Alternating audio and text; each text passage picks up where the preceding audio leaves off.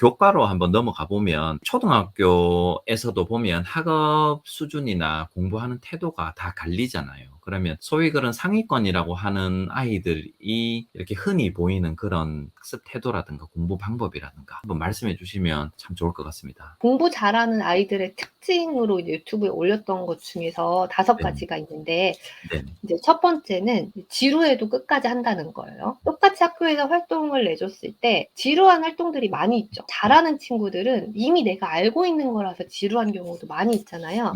근데 어찌됐든 끝까지 완성을 한다라는 게 상위권 아이들의 특징이고요. 두 번째 특징은 자기 자리가 굉장히 정리가 잘 되어 있죠. 그래서 정리를 이제 잘한다. 이거는 제가 되게 부끄러워요. 제 책상이 정리가 잘 안 되어 있어요. 그 학생들을 보면 제가 부끄러워지는 거예요. 정리가 남자, 여자 상관없이 사물함, 그다음에 밑에 서랍, 그다음 네. 책상 위. 1교시 끝나면 탁 바로 정리해서 2교시 거 딱 이렇게 딱. 근데 이게 되는 친구들이 몇 명이 없어요. 네. 그렇구나. 네, 그래서 정리가 굉장히 잘 되어 있고, 세 번째는 감정 처리가 되게 성숙하게 잘 되는 거죠. 그래서 특히나 이제 부정적인 감정이 생겼을 때가 문제잖아요. 사람이 기분 좋을 땐 다 괜찮은데 뭔가 뭐 친구랑 갈등이 생겼다, 혹은 뭐 선생님한테 혼났다, 뭐 혹은 뭐 게임을 하다가 졌다. 이게 부정적인 감정이 생기는 일들이 엄청 많은데 그때 인제 성숙하게 감정 처리를 하는 친구들이 있죠. 근데 그렇지 않은 친구들은 이제 무조건 공격하거나 공격형으로 처리를 하거나 아니면 그냥 회피를 하거나 그냥 삐져버리거나 그 문제에서 무조건 벗어나려고만 한다거나 아니면 이제 친구와의 갈등에서 그냥 내가 무조건 양보를 해 버린다거나 이제 요런 식의 뭐 보이는데, 이제 성숙하게 처리하는 친구들은 이제 내가 협상도 잘하고 기분 나쁠 때는 잠깐 마음을 추스려 가지고 다시 인제 졌다 기분 나빴지만 다시 또 해 보고 좀 회복 탄력성도 높고. 근데 이 감정 처리가 잘 되는 친구들은, 왜냐면 감정 처리하는 데 시간이 많이 안 걸리잖아요. 그럼 다시 그렇죠. 얼른 공부로 돌아올 수가 있죠. 예, 근데 그렇지 않은 친구들은 하루 종일 기분 나빠서 하루 종일 공부를 못 그렇겠네요. 하고 있는 거예요. 네. 예예. 근데 이 감정 처리는 대부분 집에서 배우죠. 가정에서 배우죠. 그래서 부정적인 감정을 잘 처리하는 방법을 알려주시고 보여주셔야 되는 건데요. 그래서 이제 엄마 아빠가 이렇게 뭐가 화가 났을 때 어떻게 그걸 처리하는지, 그다음에 인제 짜증 날 때 바로 욱 하는 그런 거를 이제 당연히 보여주시게 되지만 쪼끔 더 줄여가면서, 또 아이가 인제 짜증을 낼 때 아이가 짜증을 내면 엄마는 입장에서는 기분이 나쁠 수밖에 없거든요. 그렇죠. 부정적인 감정이 그냥 전달이 됐잖아요. 그러면은 "그 너 엄마 앞에서 무슨 말버릇이야. 음. 그만 짜증 내." 이렇게 될 수밖에 없는데, 이제 그 상황에서 이 부정적인 감정이 생겼을 때 어떻게 하면 좋을지에 대해서 이야기를 해 주셔야 되는데, 그 순간에는 바로 이야기를 하면 아이 귀에는 안 들려요. 그러니까 쪼끔 차분하게 진정이 되면은 와라. 교실에서도 저도 그러고 집에서도 그러거든요. "네가 엄마랑 이야기할 수 있을 때 와. 쪼끔 있다가 선생님이랑 이야기할 수 있을 때 와." 안 와요. 절대 안 와요. 그럼 제가 이제 다시 가죠. "감정 정리가 좀 됐어? 이제 이야기 좀 할 수 있겠어?" 뭐 이렇게 말을 하면서, 그러면 이야기를 할 수 있다고 하면은, "화가 났을 때 어떻게 할 수 있을까?" 하면 엄마 같은 경우에는 "좀 자고 일어나면 괜찮아." 뭐 이렇게 말을 해 줘요. 엄마 같은 경우에는 "그냥 TV 보면 괜찮아지더라." 이렇게 말을 하면은, 이제 저희 아들은 "엄마가 안아주면 괜찮아진다."고 말을 해요. 그러면은 그때 인제 안아주고 이렇게 하는데, 그게 그 부정적인 감정이 솟아나올 때마다 그걸 어떻게 처리하는지 알려주게 되면은 학교에서도 수없이 많이 만나는 부정적인 감정 속에서 자기가 그걸 스스로 처리할 수 있게 되고 지적인 활동에 소비할 수 있는 에너지가 더 많아지거든요. 감정 처리가 정말 중요하다라고 학생들을 보면서 더 많이 느껴요. 왜냐면 어릴수록 자기의 감정을 그대로 드러내거든요. 네. 네. 올라가면서는 그걸 숨기게 되고, 그러면 내가 어떻게 처리를 하는지조차 보이지가 않아요. 그래서 잘못 처리되면은 그게 폭발을 하거나 다른 방식으로 안 좋은 방식으로 나타나는데, 어릴수록 그게 밖으로 드러나기 때문에 그걸 잘 보다듬어 주고 알려 주셨으면 좋겠어요. 네. 그다음에 근데 이제 지금 말씀하신 거 다 감정 처리 들으니까 저도 좀 즉각적으로 욱해서 그 짜증을 받아주지 않거나 그런 사실 제가 제일 많이 찔리네요. 네네. 좀 잘 보여줘야 되겠다는 생각이 확실하게 드네요. 맞아요. 네, 그래서 그리고 저도 네네. 인제 많이 저도 노력하고 있죠. 저도 잘 안 되는 그렇죠. 경우가 많이 네. 있으니까. 네. 대부분이 그게 잘 안 되는데 노력을 하는 거고, 노력을 하면 아이도 알게 되고 그걸 같이 음. 노력해 나가는 거니까. 좋습니다. 네 네. 번째는 혹시 뭔가요? 네 번째는 잘 듣는 거죠. 경청을 음. 되게 잘했어요. 공부 잘하는 애들은 다 잘 듣고 있잖아요. 음. 그래서 이제 집중해서 잘 듣고 있는 거, 내가 아는 거나 모르는 거는 잘 듣고 있고, 그다음에 다섯 번째는 아까 말씀드린 스마트폰과 연결이 잘 돼 있는데 스마트폰 절제가 아주 철저하게 잘 된다는 거죠. 아. 네. 네. 그렇구나. 그렇구나. 자 그러면 넘어가서 그 혹시 초등학교 저학년 뭐 한 1, 2, 3학년 때 이게 쪼끔 좀 광범위한 질문이긴 한데 과목을 통틀어서 초등학교 저학년 때 한 이런 것들은 꼭 좀 챙기자. 교과에 있어서 그런 게 있을까요? 초등학교 저학년의 교과는 네. 국어, 수학, 통합 교과밖에 없어서 네. 공부 내용이 사실 많지가 않아요, 네. 정말로. 근데 음. 딱 두 가지만 잡으셨으면 좋겠는데, 하나는 소리내어 읽기. 네. 아 네, 소리내요. 유창하게 소리내어, 그냥 소리내어 읽기가 아니라 유창하게 소리내어 읽기거든요. 근데 음. 소리를 내어서 읽으면서 그 의미까지 이해한다라는 건, 음독이나 낭독이 되게 잘 된다라는 거는 엄청 많은 의미를 내포하고 있거든요. 그래서 인제 음. 교실에서 소리내어 읽기를 시켰을 때에 유창하게 띄어 읽을 때 띄어 읽고, 발음 알맞게 읽고, 뭐 내가 된소리 내야 될 때 냉소리 내고, 이렇게 음. 그다음에 연음이 잘 될 때 돼야 되고 하는 친구들이 많지가 않아요. 그렇구나. 유창하게 잘 읽는다는 것은 책을 잘 이해할 수 있다라는 거거든요. 그래서 음. 유창하게 소리내어 읽는 거를 연습을 저학년 때만 하는 거 아니라 성인이 되어서 해도 문해력이 굉장히 올라가요. 그렇죠, 제가 그렇죠. 그 네. 경험을 많이 했거든요, 저도. 아 그거 그래서 저도 많이 느낍니다. 네. 그쵸, 그쵸. 예. 그래서 아이랑 교과서든 집에서 읽는 책이든 유창하게 소리내어 읽기를 많이 하셨으면 좋겠어요. 그다음에 인제 두 그렇군요. 네. 번째로는 인제 수감각 기르기인데 연산으로 감각 감각이 기르기예요. 보통 1 학년에 반 이상이 수학에서 반 이상이 덧셈 뺄셈이고, 이제 음. 2 학년도 뭐 덧셈 뺄셈 곱셈, 그러니까 이 저학년은 그냥 진짜 특히나 대부분 수학의 대부분이 연산이다라고 보시면 되는데, 그냥 연산이 아니라 뭐 8 더하기 7을 한다. 음. 그러면은 8에서 2가 부족하니까 7에서 2를 넘겨줘서 10을 만들어서 15, 이런 식으로 10을 음. 만들어서 계산을 하는 연산을 계속하셨으면 좋겠거든요. 근데 음. 그거를 구체물로 처음에 집에서 수 모형이든 바둑알이든 그걸 하시고, 꼭 받아올림을 세로셈으로 바꿔서 하는 게 아니라 머리로 10을 만드는 연습을 계속 하셨으면 좋겠어요. 이게 아 진짜 머리로 이제 수를 갖고 예. 노는 거네요. 네네. 예예예. 요리를 하는 거죠. 음. 이쪽으로 합쳤다가 수 가르기 모으기가 계속 음. 나오잖아요. 그렇죠, 그렇죠. 아이들이 그걸 진짜 힘들어하고요. 음. 그러니까는 우리가 인제 뭐 세로셈으로 바꿔서 하고 받아올림 해 가지고 하는 거는 기계적으로 하는데, 1 학년에서는 수 가르기 모으기가 나오고 2 음. 학년에서는 여러 가지 방법으로 덧셈 뺄셈이 나오는데, 뭐 27 더하기 뭐 18 한다. 그러면은 27에서 3이 부족하니까 3 만큼 줘서 30을 음. 만들어서 30에 15를 더한다. 이렇게 하는 거거든요. 그렇죠, 그러면 그렇죠. 그거를 수를 가르고 뭐고 가르고 하는 거를 엄청 어려워하고, 반에서 그거를 제대로 하고 넘어가는 친구들이 많지가 않아요. 그래서 결국에는 그 단원을 어려워하다 넘어가고, 세로셈으로 음. 하는 방법을 아니까 아는구나 하고 넘어가는데, 이게 음. 인제 보면은 수 감각이 계속 길러지는 거거든요. 지금 수 감각 말씀해 주셨는데 이제 방금 첫 번째 거 음독하는 거에 관련해서 여러 많은 분들이 질문을 주셔 가지고 아이가 읽는 연습을 거부하는 경우 그다음에 그 밑에 질문도 남자아이인데 성격이 급해서 인제 유창성이 좀 떨어진다. 소리 내어 읽기가 힘들다고 잘 안 하려고 한다. 한마디로 음독 소리 내서 명확하게 발음이든 그다음에 끊어 읽기든 그다음에 의미 파악이 제일 마지막에 어떻게든 이루어지겠지만 그런 것들이 잘 하려고 하지 않는 경우 이거를 뭐 어떻게 좀 끌고 가는 방법이 있을지 그다음에 해야 되는지 그다음에 끌고 가는 방법이 있을지 갑자기 저도 궁금하네요. 독서를 하든 뭐를 하든 안 하려고 하는 아이들을 할 수 있게 인제 옆에서 도와주는 거잖아요. 네. 재미있는 거는 자기 혼자 하는 거고, 안 하려고 하는데 필요한 거는 옆에서 도와주시는 거잖아요. 음. 그러면은 인제 한 줄씩 그냥 돌아가면서 인제 읽는 분량을 확 줄인 다음에 음. 한 줄씩 돌아가면서 읽는 거죠. 뭐 아이 한 줄, 엄마 한 줄, 이런 식으로 해서 음. 이제 그냥 딱 5 분만 하자. 그러니까 시간도 줄이고 분량도 줄이고 최소한 음. 한번 해 보는 거고요. 그다음에 인제 뭐 동영상으로 녹화 같은 걸 하는 거예요. 뭐 아나운서가 되는 것처럼 음. 동영상으로 녹화해 보자. 그러면 내 거 녹화되어 있는 모습을 보면은 또 쪼끔 나아지거든요. 네네네. 말놀이 동시집 녹화하는 거 좋죠. 그러니까 네네. 그 말 녹화 그래서 말씀하셔서. 네.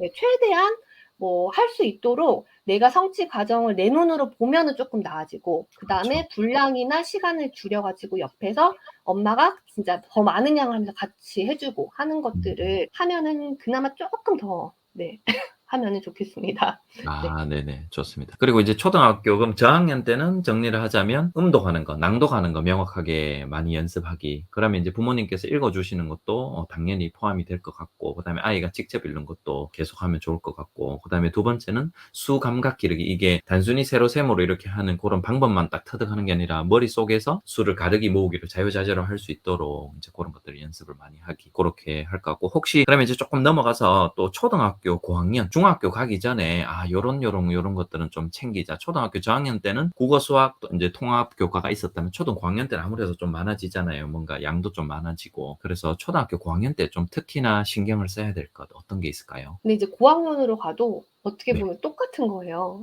어. 저학년에서 고학년은 인제 수준만 높아지는 건데 인제 음. 우리가 국어, 수학, 사회, 과학, 영어라고 한다면은 이 국어 안에 국어, 사회, 과학, 영어 사실 다 집어넣을 수 있잖아요. 국어랑 그렇죠. 수학이 아 결국엔 그렇죠. 되는 네. 거고 네 이제 국어 그래서 글을 읽는 능력이랑 수학 결국에는 또 이렇게 남는 거예요. 이제 독서를 해야 되는데 이게 정말로 내가 수준 있는 책까지 끌고 올라가는 친구들이 또 많지가 않죠. 네 필터링 음. 돼서 우수수수수수 떨어지고 네 글을 못 읽게 되면은 당연히 국어, 사회, 과학, 영어 다 안 되잖아요. 음. 그러니까 인제 독서를 결국에는 잡고 가야 되는 건데 이게 음. 독서를 하면서 이제 동시에 뭐 한자 공부도 좀 하고 이제 교과 어떤 어휘 같은 것도 공부하고 이런 것들은 인제 파생적으로 들어가게 되는 거지만 결국에는 독서를 잡아가야 되는 거고 이제 독서. 고학년은 인제 예 뭐 국어 독서랑 영어 독서가 같이 들어가는 거죠. 저학년은 수학이 더 쉽고 5학년, 6학년 되면서 확 어려워지거든요. 그렇죠. 네. 예. 그러니까 저학년 때는 국어랑 영어에 시간을 더 많이 투자를 하시고 이제 음. 고학년 돼서 수학 시간을 쪼끔 더 공부 시간을 늘리라고 말씀을 드려요. 초등 수학에서 무너지면은 당연히 중등 수학은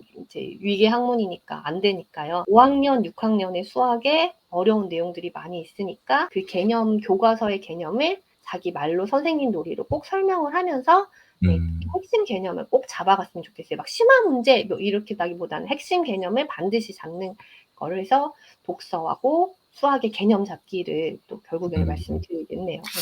수학 개념 잡는데 교과서가 어때요? 참 좋죠. 어떻게 좋죠, 생각하세요? 좋죠. 예. 맞죠, 맞죠. 네. 네. 이 개념의 개념 부분에서 그 음. 부분을 공부하고 가리고 안 보이고 화이트보드로 선생님처럼 설명을 하는 거죠. 아 네. 네네. 본인이 그걸 그대로 뭐 예를 들어 네. 기억이 안 나네요. 뭐 뭐 둔각, 최소 직각 뭐 공배수를 이런 거 냈다. 네 최소 공배수다. 그럼 그거를 쭉 네. 한번 자기가 아는 대로 한번 뱉어 보는 거네요. 네. 앞에 인제 음. 엄마가 가서 막 "아 그래. 엄마 잊어버렸었는데 설명을 해 주니까 진짜 마음 머리에 쏙쏙 들어온다." 이렇게 막 하면서 예 리액션을 해 주시면서 네네. 혹시 뭐 이 갑자기 생각난 건데 혹시 초등학교 고학년 때 이렇게 벌써부터 수학을 포기하는 아이들도 많나요? 어때요? 학교에서? 많죠. 예 많죠. 많아요.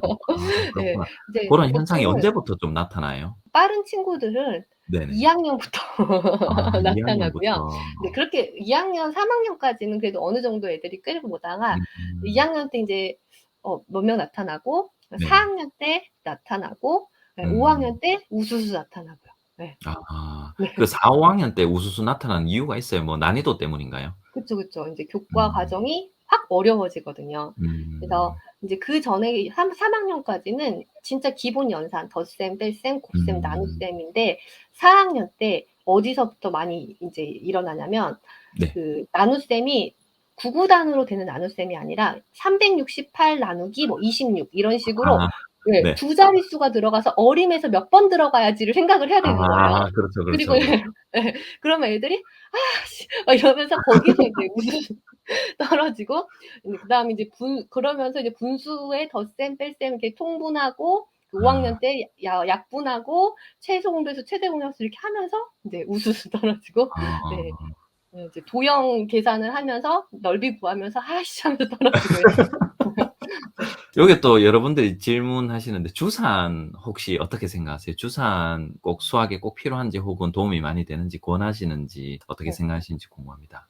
이 질문도 굉장히 많이 받는 질문인데요. 네네. 도움이 되죠. 당연히 도움이 음. 되고 하면은 수 감각 기르는 데 도움이 되고 뭐 그런데 뭐 아이가 뭐 시켰는데 막 엄청 싫어해요. 그런데 막 음. 꼭 해야 되고 그건 아닌 거죠.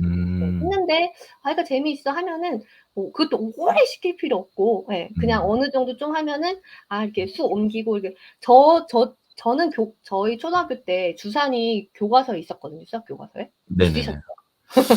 네네네. 저 근데 어릴 때 주판을 좀 써본 기억이 있거든요. 분명히 네. 학교에서 쓴 것 같아요. 학교 아니면 네. 제가 뭔가를 하진 교과서에 않았기 있었어요, 때문에. 주산이. 네네. 그래가지고 막 했어. 네. 네. 근데 인제 이게 하면 도움이 되고, 근데 인제 음. 아이가 싫어하면 뭐 꼭 해야 된다, 요거 정도는 아니다. 네. 그럼 또 한번 넘어가 볼까요? 그러면 초등학교 6학년 동안 6년 동안 접하게 될 과목 중에서 우선순위가 있는지 인제 요것도 쪼끔 광범위한 질문이긴 하지만 뭐 사실 과목에 뭐 이렇게 경중은 없지만 그래도 아이가 접하는 그런 무게라든가 그다음에 실제로 중고등학교에 가서 인제 활용도라든가 모든 걸 고려했을 때 그래도 이런 것들은 꼭 좀 챙겨서 가자. 그래서 어떤 것들을 가장 중요한 뭔가 몇 개가 있다면 간단하게 말씀해 주실 수 있습니까? 과목의 인제 우선순위를 보자면은, 네. 제가 부등호로 표현을 하면은 저학년 네. 때는 이제 네. 국어, 그다음에 영어, 수학 네. 요렇게 하거든요. 네. 왜냐면 국어. 아까 말씀드린 것처럼 네. 수학은 고학년 때 어려워지고 저학년 때는 쉽기 때문에 그 음. 시간에 국어와 영어에 최대한 많이 노출을 했으면 좋겠다라는 음. 거고요. 이제 영어 같은 경우에도 이제 효린판파팀이 많이 말씀을 하시겠지만, 이제 국어하고 영어 사이에 부등호와 등호도 같이 들어가거든요. 네, 네네. 왜냐면은 이제 영어가 초등학교 3학년 때부터 공교육에 나오잖아요. 근데 그렇죠. 이게 3학년이라는 게 교육학적으로 큰 의미가 있어서 3학년으로 지정된 건 아니에요. 그렇죠. 네. 네. 네. 그래서 굉장히 그 영어 교육 안에도 많은 세력들이 있고, 음. 그러면서 인제 3학년이라는 게 지정이 되고, 지금도 계속 1학년으로 앞당겨야 한다. 그렇지 그렇죠. 네. 않아야 된다. 와, 많이 계속 예. 그렇고 있기 때문에 우리가 3학년에 있기 때문에 너무 빨리 선행하면 안 돼. 2학년부터 이렇게 할 필요가 없고, 음. 최대한 이제 재미있게 음. 친숙하게 이렇게 뭐 놀이라든지 요런 걸로 어릴 때 인제 노출을 시켜 주시고, 이제 국어로 튼튼하게 틀을 만들면서 같이 인제 영어를 저학년 때 많이 한 다음에, 그러면은 인제 고학년에 가서 또 수학을 투자할 시간이 오히려 늘어나는 거죠. 국어 그러면은 영어가 탄탄하니까 어느 네. 정도 다져져 있으니까. 네. 음. 그래서 쪼끔 가서는 수학을 쪼끔 더 늘릴 수 있고, 음. 그다음에 이제 그 나머지 기타 과목 뭐 사회, 과학, 예체능 이런 거는 별로 많이 안 해도 되는 거죠, 사실은. 네. 알겠습니다. 괜찮네요. 오늘 쌤 너무 꿀팁 너무 많이 방출하셔 가지고 네네. 진짜 괜찮네요. 네네. 그러면 저도 사실 이거 학생들한테 고등학교에서 영어 기준으로 뭐 예습, 복습에 대해서 이렇게 많이 아이들한테 이야기하기도 하는데 예습을 해야 되는지, 예습이 중요한지, 복습이 중요한지 요거 한번 이야기 나눠 볼까요? 일단은 예습이 중요하냐, 복습이 네. 중요하냐에서는 당연히 복습이 중요하겠죠. 근데 그렇죠. 인제 당연히 복습이 시간 중요하죠. 추가로 봤을 때는 복습을 하는 시간이 더 많이 걸릴 수밖에 없고, 음. 그다음에 예습을 하는 시간은, 예습이라는 게 그냥 '내일 뭐 배우지?' 아니면은 그냥 쉬는 시간에 '그다음에 뭐 배우지?' 하고 그냥 요렇게 그냥 훑어만 봐도 엄청나게 수업 시간을 받아들이는 정도는 달라지잖아요. 그러니까는 그렇죠. 당연히 복습이 중요한데, 저는 국어 같은 경우에는 교과서를 가지고 막 예습, 복습 철저하게 하고 문제집 풀고 막 이거는 시간 낭비라고 말씀을 드리거든요.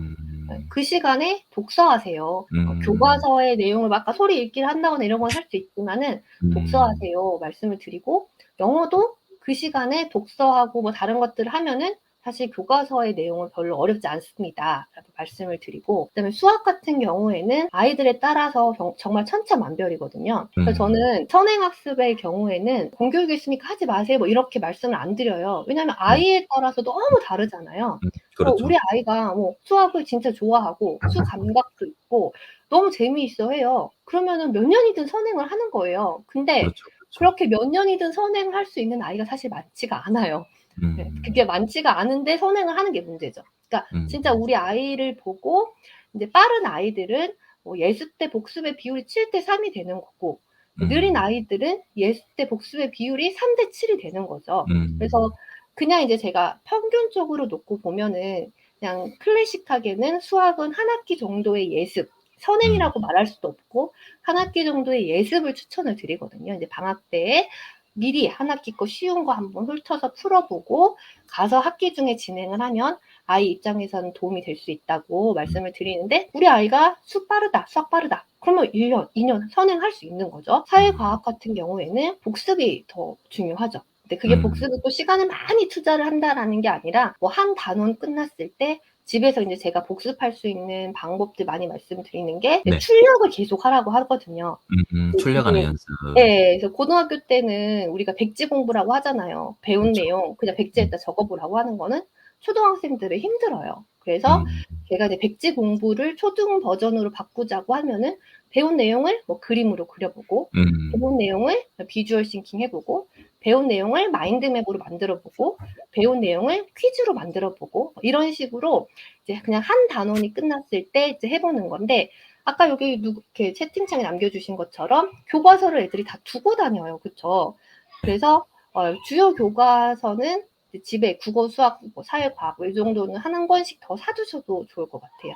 아니면은 사회과학 같은 경우에는 한 단원 끝날 때마다 가지고 오라고 하는 건데 그게 불편하다면 집에 하나 더 사두시면서 국어, 영어는 그냥 이게 자기가 자기 수준대로 나름대로 그냥 쭉 여러 가지 풍부하게 노출을 하고 독서를 하시고 수학은 아이의 수준에 맞춰서 예복습의 비율을 조절을 하시고 사회과학은 복습을 하면 되는데 사실 독서가 예습이거든요. 독서를 그렇죠. 하면 그렇죠. 예습이니까. 네네네. 그래서 한 단원이 끝날 때마다 다양하게 출력을 했으면 좋겠다. 이렇게 말씀드립니다. 간단하게 정리하자면 그러면 이제 국어는 뭐 국어, 영어는 교과서로 뭔가 예습을 하고 문제 풀고 필요 없다. 독서가 곧 예습이고 그다음에 이제 배운 거를 복습하는 게 좋다. 그다음에 수학 같은 경우는 아이에 맞춰서 하자라는 거죠. 아이가 우리 뭐 흔히 예습이든 뭐 선행이든 간에 그걸 할 수 있는 역량이 되고 그걸 제대로 잘 한다면 좀 더 많은 양을 할 수도 있겠지만 그렇지 않다면 한 학기 정도 그냥 기본 개념 정도 미리 접하고 쉬운 문제들 접하고 하면은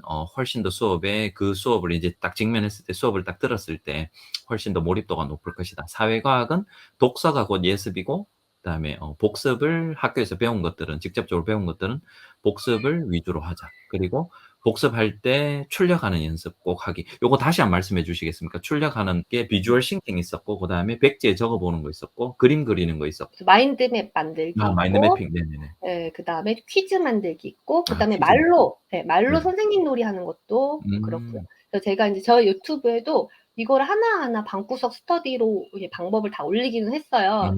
좀 올해 작년인가 재작년에 올렸나? 좀 네네네. 찾아보시면 있습니다. 네네네. 이수연 쌤 그 유튜브에 가면 요 출력하는 인제 복습하는 방법 그래서 출력하는 방법들 꼭지별로 다 있다고 하니까 한번 꼭 찾아보셨으면 좋겠고요. 그러면 이제 스마트 기기로 한번 넘어가 볼까요? 네, 요거 하나만 초일인데 네. 한글 일기나 편지 쓸 때 맞춤법이 틀리면 그때그때 틀린 부분은 고쳐주는 게 좋을까요? 아니면 일단 아무렇게나 쓸 수 있게 그냥 둘까요? 이렇게 있는데 이제 네. 저 같은 경우에는 이제 네네. 1학년은 그냥 둡니다. 1학년은 일단은 읽기가 목표고 어떤 문장이라도 그냥 자기가 쓸 수 있으면 그것도 기특한 단계예요.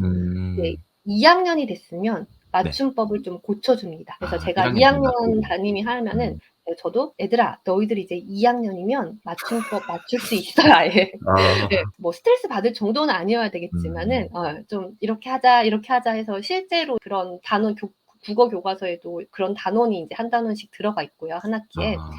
그래서 일기 쓸 때도 물론 5학년 때까지도 맞춤법이 틀리는 친구들이 있어요. 공부도 네. 잘하고 이상하게 글도 굉장히 잘 쓰는데 맞춤법이 틀리는 친구들이 있어요.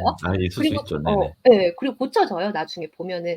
근데 인제 2학년 때는 그래도 쪼끔씩은 좀 더 고쳐주려고 노력을 한다는 걸 말씀드리고 싶어요. 그럼 초등학교 1학년 때는 읽는 것만 해도 읽고 네. 쓰는 것만 해도 기특한 거죠. 좋다. 네, 기특하다. 2학년 때는 기분 안 나쁠 정도로 적당하게 고쳐주기 시작하자. 네. 네. 네네. 좋습니다. 그다음에 아까 여기 지금도 한국사에 대해서 뭐 여러 분들이 말씀하시는데 혹시 초등 고학년 때 뭐 이렇게 한국사를 얼마나 챙겨서 해야 되는지. 원래 사회에 보면은 5학년 2학기 한 학기 내용이 네. 한국사 내용이거든요. 네네. 5 그래서 학년 2 학기. 그래서 아이들이 굉장히 마케팅이 잘 돼 있어서 한국사 네. 공부를 열심히 하고 와요. 네. 그렇구나. 너무 마케팅에 노출돼 있어요. 마케팅이 잘 돼 있어서. 그래서 오히려 6학년 사회를 어려워하거든요. 어. 그러니까 인제 그게 역사 같은 경우에는 네네. 사실 역사 책 뭐 학습 만화도 좋고 음. 역사 영화도 좋고 그 역사 여행 같은 거 하면은 충분히 할 수 있거든요. 그래서 음, 이제 역사의 어떤 발달 단계에서 생각을 해보면 1, 2학년 때는 전래동화 읽는 거. 네, 그래서 아, 음, 옛날에 이런 일이 있었구나. 그다음에 이제 3, 4학년 때는 사회에도 사실 옛날 이야기, 통신의 발달, 뭐 교통의 발달, 옛날에는 그렇죠, 그렇죠. 이랬는데 뭐 오늘날에는 이렇게 됐다. 음, 이런 식으로 나오니까 이제 역사 인물, 위인전 같은 거 읽으면서 아, 음, 옛날에 또 이런 일이 있었구나. 이렇게 되고 음, 5, 6학년 때는 약간 시대 순으로 이해를 할 수 있는 단계가 돼요. 그래서 음. 그때는 약간 연표 순으로도 학생들이 책을 읽으면서 자기가 나름대로 정리를 할 수가 있는 거죠. 아, 저는 거의 6학년에 멈춰 있는 것 같은데요. 아, 네. 아, 그렇구나. 그다음에 요즘 사실 저만 해도 지금 이 테이블 위에 컴퓨터가 지금 컴퓨터 2대랑 태블릿이 지금 하나 켜져 있거든요. 휴대폰도 있고. 그런데 아이 입장에서도 이런 전자기기가 요즘 너무나 많잖아요. 그런데 이런 전자기기의 뭐 그런 이런 뭐 부작용이나 그런 걸 일단은 좀 잠시 두고 이런 전자기기로 학습을 한다. 이런 프로그램도 엄청 많잖아요. 그래서 이런 스마트 기기나 태블릿을 이용한 학습 이 더 나은지, 더 효과적이거나 혹은 더 효율적인지, 아이에게 더 나은지, 혹은 그래도 아니야, 학습은 이런 아날로그식이 주가 되어야 돼. 어떤 게 더 나은지 혹은 활용 조금 더 지혜롭게 접근할 수 있는 방법이 있을까 한번 여쭤봅니다. 지금 학교에서도 영상을 정말 많이 활용을 하잖아요. 이제 음, 영상을, 왜냐면 좋은 영상이 진짜 너무 많아요. 네, 좋은 음, 영상이 너무 많아서 이제 내가 텍스트로 교과서를 막 읽으면은 이해하기가 힘들죠. 왜냐면 그걸 이해해야 되고 내가 머릿속으로 아, 이게 어떤 장면인지 막 그려내야 되는데 영상으로 쫙 보여주면 그런 애쓰는 과정 없이 이해가 돼버리는 거죠. 그렇죠, 그러니까 그렇죠. 예, 내가 이해하려고 애쓰지 않아도 저절로 이해가 돼버리는 거죠. 음, 그러면 단기적으로 봤을 때는 너무 좋죠. 그래서 음, 저도 영상을 쓰게 되는 이유가 학생들한테 더 빠른 시간에 이해를 시키려면은 영상을 딱 보여주면 아이들은 딱 끝나버리거든요. 근데 음, 이제 그거를 교과서를 읽고 같이 이해하려고 했으면 시간이 너무 오래 걸리게 되기 때문에 영상을 쉽게 보여주게 되고 그런 음, 질 좋은 영상들이 너무 많이 있으니까요. 근데 이미 학교에서도 많이 노출되고 여기저기 노출되어 있기 때문에 가정에서는 아날로그를 최대한 지켜줘야 된다고 생각을 하거든요. 그래서 동의합니다. 네, 네. 예, 장기적으로 봤을 때는 내가 이해하려고 애쓰는 과정을 겪지 않으면 진짜 이해력이 떨어지는 거예요. 단기적으로는 이해가 되지만 장기적으로는 그에 관련된 시냅스들이 뉴런과 뉴런을 연결해주는 그 시냅스들이 이렇게 이건 필요 없네 하고 음, 다 없어져 버리는 과정이거든요. 그렇죠, 그렇죠. 내가 그렇게 텍스트를 보고 이해하는 연습, 그리고 뭔가 텍스트를 보고 이해해서 정리하고 음, 암기해보는 너무 고전적인 그런 아날로그 공부가 반드시 필요하고 그럼에도 불구하고 우리가 뭐 패드라든지 뭐 이런 거를 활용을 한다 하면은 저는 학습에 대한 심리적인 장벽을 낮추는 용도로만 좀 사용을 했으면 좋겠다라고 음, 말씀을 드려요. 우리 아이가 아, 너무 공부를 싫어해요. 그러면은 음, 제일 처음 시작할 때 10분은 잠깐 그거 보고 음, 조금 워밍업을 시킨 다음에 이제 아날로그 공부로 조금 넘어가면 약간 더 부드럽게 넘어갈 수는 음, 있겠죠. 그래서 너무 이해가 안 돼서 필요하거나 너무 공부에 흥미가 없어서 좀 심리적인 장벽을 낮춰야 되거나 하는 경우에 좀 도움을 받을 수는 있겠지만 이제 아날로그 공부를 가정에서는 좀 지켜줘서 손으로 쓰고 외우고 정리하고 하는 거를 좀 도와주셨으면 좋겠다는 거고요. 그 다음에 여기 질문에서 컴퓨터 활용 능력을 따로 준비해야 할까요? 그거 이제 우리가 아날로그 공부와 또 별개로 네, 컴퓨터 활용 능력은 또 필요하거든요. 뭐 그렇죠, 그렇죠. 파워포인트를 만든다든지 음, 한글을 만든다든지 요즘 뭐 그건 또 동영상 별개죠. 연습을 네. 한다든지 네. 그래서 이거를 방과 후 수업에 사실 한 학기 1년 들으면 아이들은 금방 PPT 만드는 거 다 해요. 음. 그래서 이거는 정말 추천을 드려요. 네. 아, 그리고 그렇구나. 추천. 네. 그래서 방과 후 수업으로 어디 밖에 가서 학원 가려면은 뭐 없어요, 특별히. 그래서 방과 후 음. 수업에 컴퓨터 활용 능력을 키우는 거는 꼭 했으면 좋겠다라는 생각이 아. 쌤 아까 그 영상이랑 아날로그 이거 말씀하신 거 저 정말 많이 느끼기도 느꼈고 저도 이제 현장에 있으면서 그렇게 본 아이들이 중고등학교로 와서 저는 만나잖아요. 보면은 영상만 매일 보면은 영상을 보여주면 정말 찰떡같이 이해를 하는데 글을 읽으면 무슨 말인지 몰라요. 이런 아이들이 생각보다 너무 많거든요. 그래서 진짜 좀 많이 읽는 그런 경험이 부족해서 읽어본 적이 많이 없어서 이런 현상들이 많이 나타나는 것 같고, 그다음에 태블릿 활용도 참 괜찮은 것 같아요.